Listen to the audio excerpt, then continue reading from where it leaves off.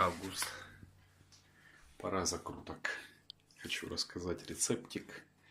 Его знают все, наверное, практически. Называется он у нас в Украине аджика. Хотя это не аджика ни разу. Это скорее я назвал бы лечо. Вот. Але ж очень вкусно. Так, ну, для начала продукты. Практически все домашнее, кроме острого перца. Я его не садил. И морковку я не садил. Нам нужно 5 килограмм помидор, килограмм болгарского перца красного, 10-12 стручков острого. Кто любит поострее, можно больше давать. Еще одну. Кто не любит очень острое, то семечки стоит доставать. Кто любит острое, семечки можно оставить. Килограмм яблок, килограмм морковки и чеснока. Ну, так примерно, чтобы чищенный был. Примерно 3 стакана. Вот, все свеженькое, все домашнее для себя готовим. Ну, пока сейчас все это нужно почистить, подготовить, в том числе яблоки, там от косточек порезать, так чтобы все влазило в мясорубку. Готовим, моем пока продукты. Так, подготовили все. Все порезали так, чтобы в мясорубочку. Вот.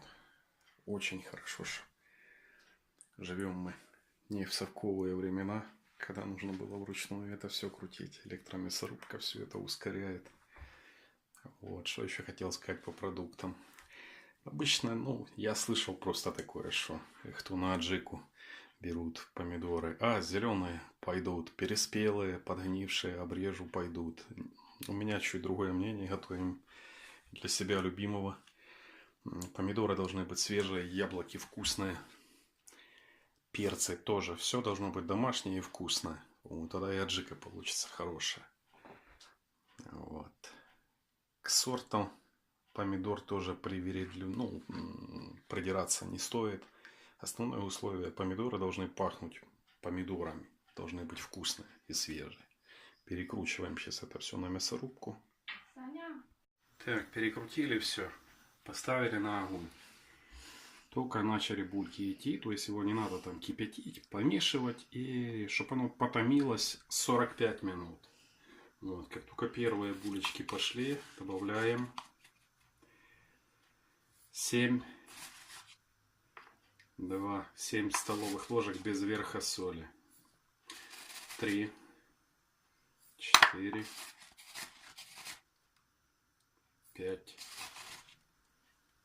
6, 7. 2 стакана уксуса. Ну, не полные. 2 стакана уксуса. Вот так вот, не полные 2 стакана уксуса. 2 стакана сахара. Я этот трошки заполный сделал. Второй чуть не добавим. Вот так вот, 2 стакана сахара. 2 стакана олии. Так же самое можно, там не сильно помню. 2 стакана олии. Так, и сейчас оно у нас должно, я уже говорил, потомиться 45 минут. Мы в это время помешиваем только понемножку. Вот. Выбачаюсь за кастрюльку, не было у меня подходящей тары, поэтому взял свой походный рыбацкий котелок алюминиевый. Так, кипятим. Ну, дальше я расскажу в конце, что там. Ну что, друзья мои, 45 минут наша аджичка проварилась. Сейчас добавляем те, скажем так, 2 стакана чеснока, перекрученные так же самое на мясорубку. Для чего в конце именно я уже даже выключил огонь. Все, оно такое парит чуть-чуть. Сейчас высыпаю туда чеснок, чтобы его вкусовые и полезные качества не пропали. 2 стакана, я считаю, что это не предел. То есть, кто любит чеснок, можно и 3 стакана. Сейчас моем хорошо баночки. Я лично вот в таких. Вот, крышки эти продаются Моем их хорошо, ставим, прогреваем в духовке. Вот. И в конце мимолетно покажу, как оно заливается в банки, хотя все это прекрасно понимают. Вот так, для полноты картинки. Ну все, все прокипятилось. Чеснок мы дали в конце, он не сварился, остался запах. Я думаю, полезные его свойства остались. Вот. Еще раз скажу, что это, конечно, не аджика. Потому что аджику я делал. У меня сейчас в погребе она лежит, но она мне как-то тоже не зашла. Там аджика делается сплошные специи, острые перцы. Настоящая аджика, сердитая. Вот. А это так, лечо, но очень классно. У меня жена и в первое блюдо добавляет, ну типа борща там украинского пару ложек. Вот. И дочка старшая обожает эту аджичку. Вот. Ну, хорошая штука.